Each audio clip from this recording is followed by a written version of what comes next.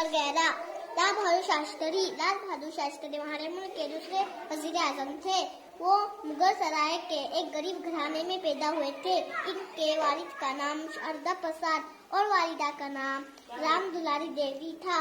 वो अपने माँ बाप के इकलौते बेटे थे। लाल बहादुर शास्त्री 2 ही साल के थे कि अचानक इनके वालिद का इंतकाल हो गया। वालिदा के साथ वो ननियाल में आकर रहने लगे। यही इनका बचपन गुजरा। यहाँ वो अपने दोस्तों के साथ सैर को जाते थे और गांव की नदी में खूब तैरते थे। दोस्तों के साथ इनका बर्ताव हमेशा अच्छा रहा।